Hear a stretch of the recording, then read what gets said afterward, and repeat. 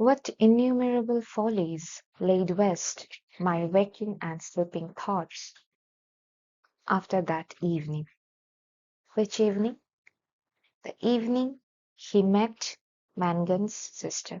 The evening they had a conversation. The evening he promised that if he visit the bazaar, if he visit Araby, then he would definitely buy her something as a present. So after that promising evening, the adolescent boy was having so many foolish thoughts in his mind. I wished to annihilate the tedious intervening days, the days which are in between, the days which he is spending now. He wished to destroy those days so that he could visit the bazaar as soon as possible. He don't have to wait for a long time. I shoved against the work of school. I was impatient. I was having so much pressure because of the work of school. At night in my bedroom and by day in the classroom, her image came between me and the page I strove to read. Why he was so much disturbed? Because whenever he tries to read something, whenever he opens a book, whether in his bedroom or in the classroom, then the image of the girl, the image of Mangan's sister would definitely come between him and the book he was going to read. The syllables of the word Araby were called to me through the silence in which my soul luxuriated, and cast an Eastern enchantment over me. Syllables, a syllable is a unit of pronunciation. The way we pronounce a word, breaking into small parts, into small units. The syllables of the word Araby that seemed to him an Eastern enchantment. Eastern enchantment usually refers to the countries of Asia and Middle East. And those countries are very popular for their magical or mystical works. Those countries have been romanticized. They are famous for their cultural background. So the word Araby that seemed to him like a magical term. I asked for leave to go to the bazaar on Saturday night. He asked his aunt so that he might visit the bazaar on Saturday night. My aunt was surprised and hoped it was not some Freemason affair. His aunt was surprised because his aunt did not know what he was going to do. And she feared that it might not be some Freemason affair. So this is a secret society who were against Catholics. The narrator and his family were following the Catholic tradition, and so his aunt feared that maybe he was going to be a part of Freemason affair. I answered few questions in class. I watched my master's face pass from amiability to sternness. He hoped I was not beginning to idle. Whenever he was asked in the classroom to answer a few questions, the answers made his master doubt that his master doubted that maybe the boy was going to be a lazy one. I could not call my wandering thoughts together. He had so much thoughts around him. He could not hold those thoughts together, or he could not simply put those thoughts into words to clarify himself. I had hardly any patience with the serious work of life, which, now that it stood between me and my desire. We have seen that he was referring to Mangan's sister as my love previously, and now he's saying that my desire. He's saying that anything that comes between him and his desire, that seemed to me child's play, ugly, monotonous child's play. Everything that was coming between him and his crush or his beloved or his desire, everything seemed to him monotonous child's play. That was very mundane. That was the same routine they were repeating every day. On Saturday morning, I reminded my uncle that I wished to go to the bazaar in the evening. Finally, Saturday has arrived, and in the morning, he reminded that he would visit the bazaar in the evening. He was fussing at the hall stand. He was very much worried standing near the hall stand because he did not find the hat brush and answered me curtly. His uncle gave him a brief answer. Yes, boy, I know. So kind of assurance that yes, he knew the thing and he would definitely do the needful.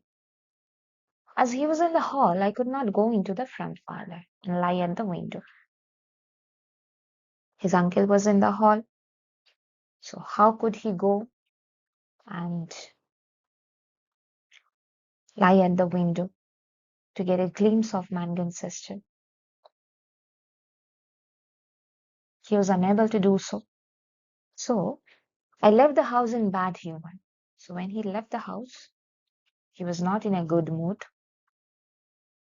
He left the house in bad humor and walked slowly towards the school. Slowly, he was moving forward to the school. The air was pitilessly raw, and already my heart misgave me. The air was so much raw, it was very cold. He could not tolerate that air because he was simply wishing to get a glimpse of the girl. If he got that glimpse, then he knew very well that his day would not be mundane. His day would seem more beautiful to him. But it did not happen. So he was in a bad mood.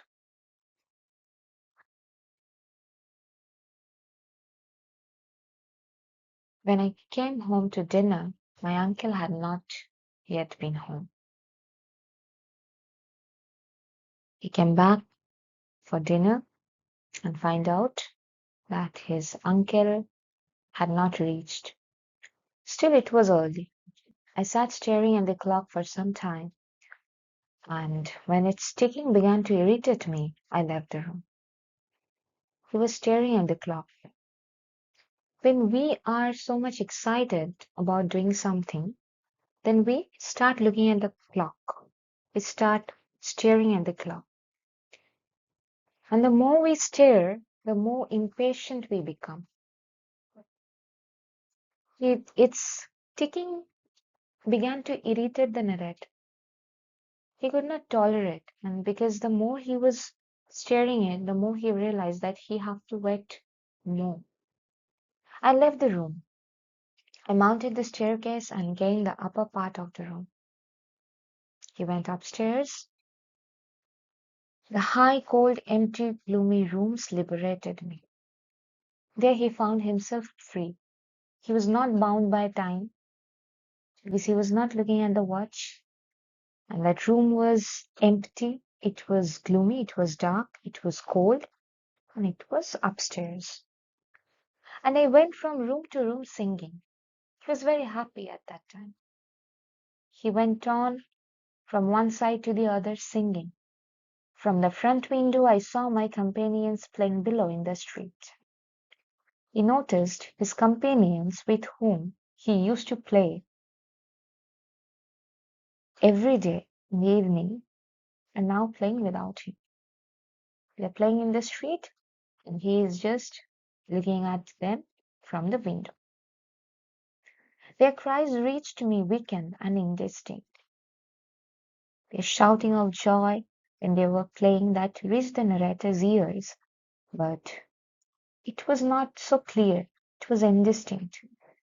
And leaning my forehead against the cool glass, I looked over at the dark house where she lived.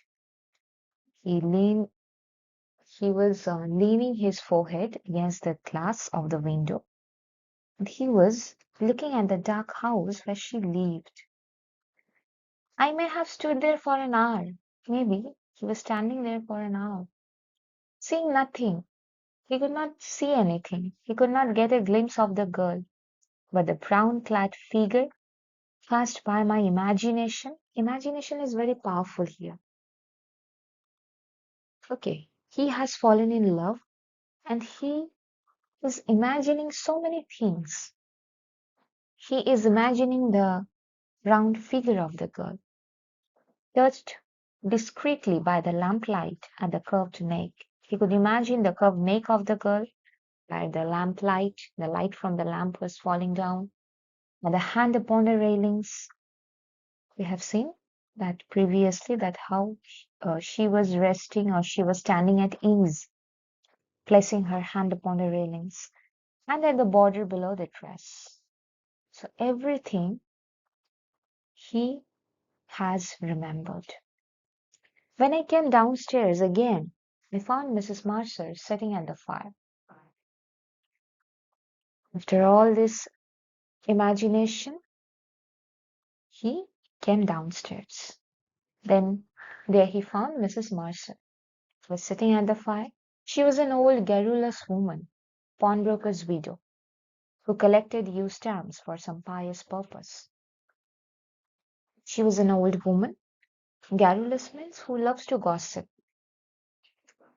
She was a pawnbroker's widow, or sorry, pawnbroker. Pawnbroker is an individual who offers secured loans to people by taking items or property.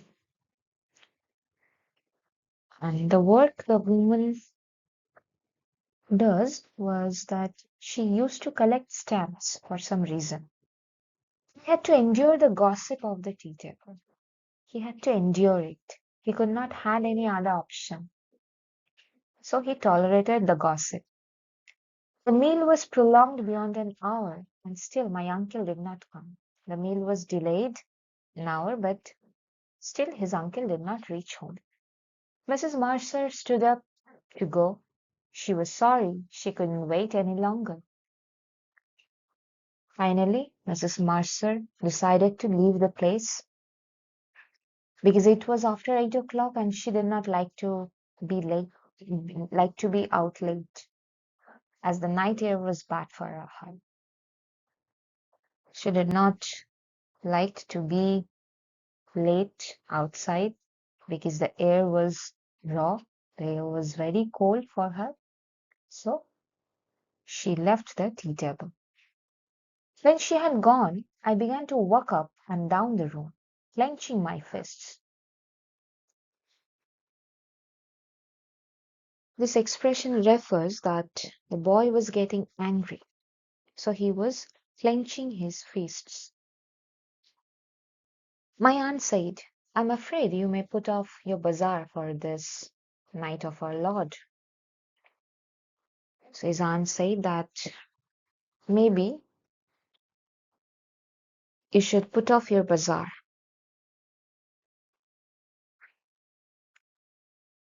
At 9 o'clock, I heard my uncle's latchkey in the hall door. Now the time is 9. I heard him talking to himself and heard the hall stand rocking when it had received the weight of his overcoat. His uncle has come back. He took off his overcoat and he was talking to himself. The boy heard all these things. I could interpret the signs. He understood these signs very well.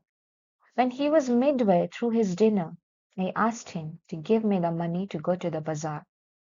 When his uncle was having his dinner, Already he have finished half of it. Then the boy, the adolescent boy, asked him to give him the money so that he can visit the bazaar. He had forgotten. His uncle had forgotten that he had to give him the money. His uncle said then, the people are in bed and after their first sleep now. His uncle made a remark that people are sleeping now and they have already done their first round of sleeping. I did not smile. The narrator did not smile. How could he smile? He had that imagination, he had that desire in his heart to bring something for his beloved. Everything is getting lost. How could he smile at that moment? My aunt said to him energetically, can't you give him the money and let him go? You have kept him late enough as it is. His aunt asked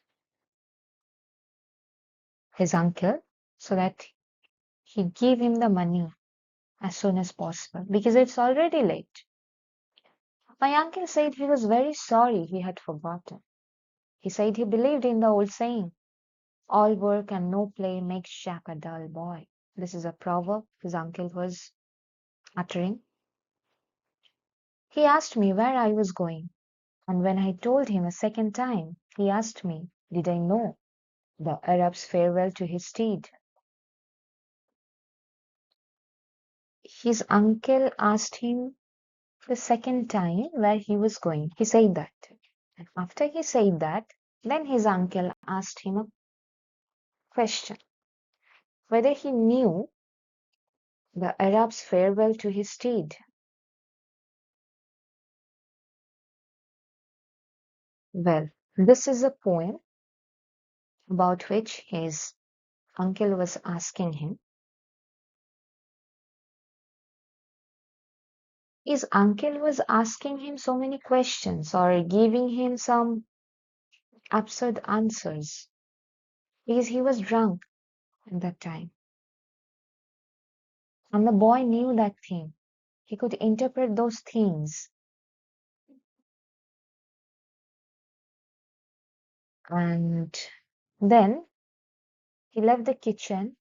When I left the kitchen, he was about to recite the opening lines of the piece to my aunt. His uncle started reciting the opening lines of the poem. The boy could hear that. So finally, the boy had got the money and he is off to the bazaar. I held a florin tightly in my hand as I strode down Buckingham Street towards the station. Strode down means walking fast with confidence. He was already angry, so holding that florin tightly, he simply started walking down the street. The sight of the streets thronged with buyers and glaring with gas recalled to me the purpose of my journey. The streets were thronged with buyers. It was crowded. The streets were crowded with buyers. Thronged means crowded. We have found that verb again when he said, I carried my chalice safely through a throng of foes. Okay, so he is observing the noisy streets with full of buyers and glaring with gas. Glaring with gas means that flickering gas lamps. So those lights, the flickering lights, that recalled him, that reminded him the purpose of his journey. As if there is still some hope, still some inspiration, to carry out his journey, to go towards his destination. I took my seat in a third class carriage of a deserted train. He took a seat, the train was deserted, just like he was feeling deserted at that time. After an intolerable delay, the train moved out of the station slowly. The boy was impatient, and as if it seemed to him that someone was examining his patience level. So he had to wait there for some time, and then finally he noticed that the train moving out of the station. It crept onward among ruinous houses and over the twinkling river. Crept means moving quietly and carefully. It was moving slowly through the houses that have been destroyed, over the twinkling river, the sparkling river, which is the visual effect of light reflecting on the river. So he is watching the destructed houses. Also, there is some hope left when he is looking at the sparkling river. Very contrast has been created here. At Westland Row Station, a crowd of people pressed to the carriage doors. Some people were trying to come inside the train, but the porters moved them back, saying that it was a special train for the bazaar, so they did not boarded the train. I remained alone in the bare carriage. He was all alone in that carriage. In a few minutes, the train drew up beside an improvised wooden platform. Within a very short period of time, the train reached his destination. It stopped beside the wooden platform, which was improvised, which was not properly maintained or prepared. I passed out onto the road and saw by the lighted dial of a clock that it was 10 minutes to 10. He noticed the timing. He looked at the watch and it showed that the time was 10 minutes to 10. In front of me was a large building which displayed the magical name. Again, that enchantment has come over him. He saw that magical name. What was the magical name? The magical name was the name of the Oriental fate, the grand Oriental fate, Araby.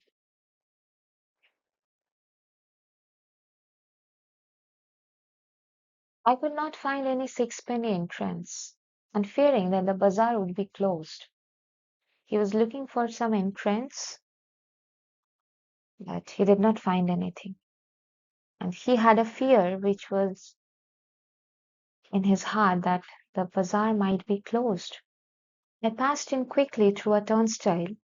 I passed as quickly as possible through the turnstile, handing a shilling to a weary looking man.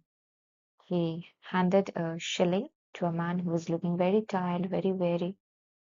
I found myself in a big hall, girded at half its height by a gallery. He found himself in a big hall. He is exploring life. He is exploring himself. Nearly all the stalls were closed, and the greater part of the hall was in darkness. Almost all the stalls were closed, and the greater part, the part which was the most astonishing, the most mesmerizing one, that was in darkness. I recognized a silence like that, which pervades a church after a service. This is a comparison that the silence that reigns in a church after a service or once a service is over, the same silence he found in that hall, as if everything was done, the buying and selling that was done. People have left the hall. The hall was in darkness. Silence was reigning there. I walked into the center of the bazaar timidly. He was a bit frightened, so he walked into the center to look what exactly was happening then. A few people were gathered about the stalls which were still open. Few stalls were open and few people were there. Before a curtain over which the words Café Chantant were written in colored lamps. This is the French name, which means singing cafe. Cafe with an open air setting which features light music. Okay. So he noticed that cafe. Two men were counting money on a salver.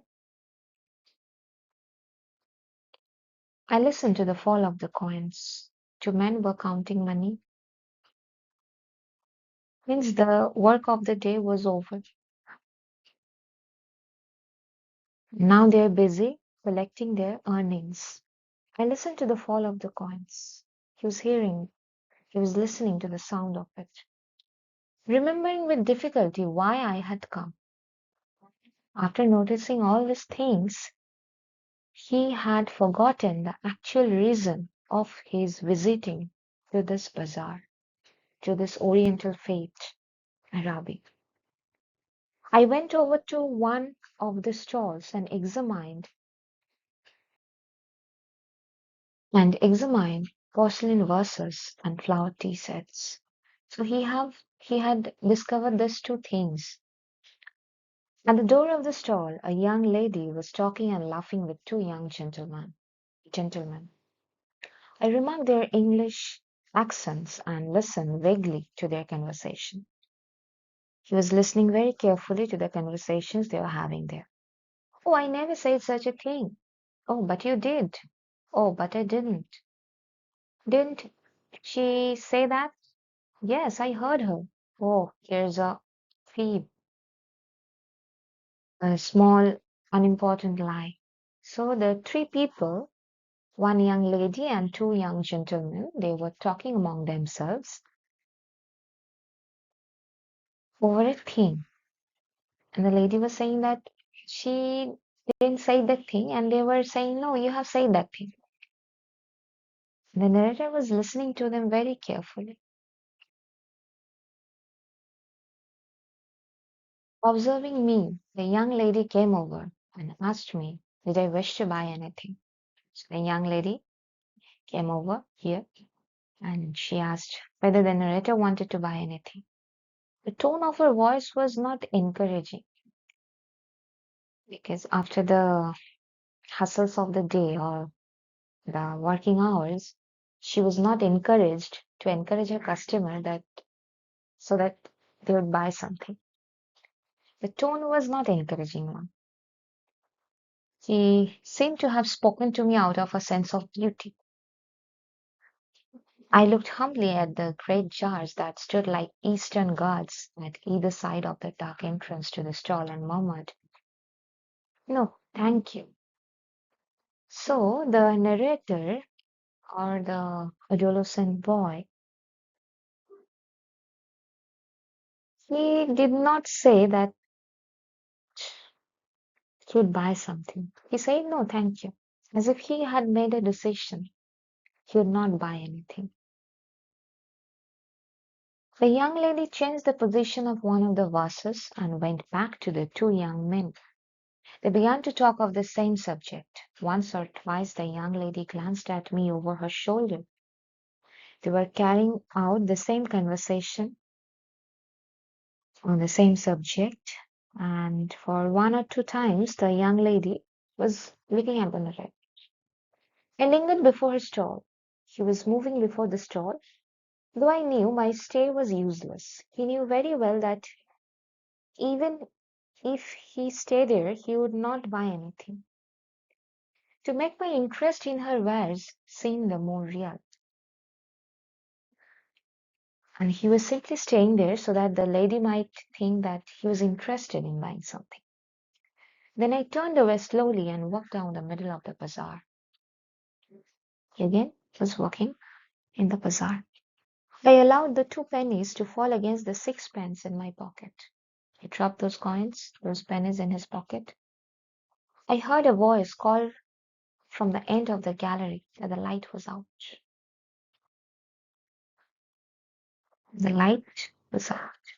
It was dark. The upper part of the hall was now completely dark. It was complete darkness. Gazing up into the darkness, I saw myself as a creature driven and derided by vanity, and my eyes burned with anguish and anger. He was looking at the darkness. He saw himself. He saw the reflection of himself, the reflection of his inner self, which was dark, which was a creature driven and derided by vanity.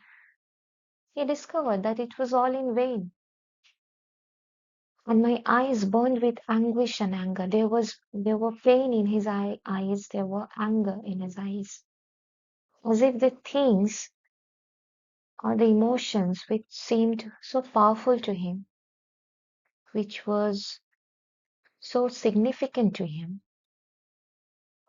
that simply vanished.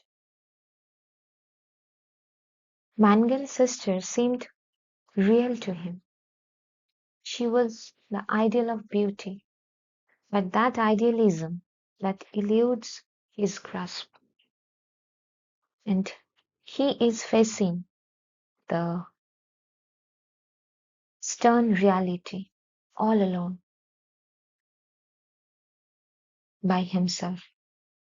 And that was the realization. The theme which the narrator is bringing here is concept of imagination and the harshness of reality.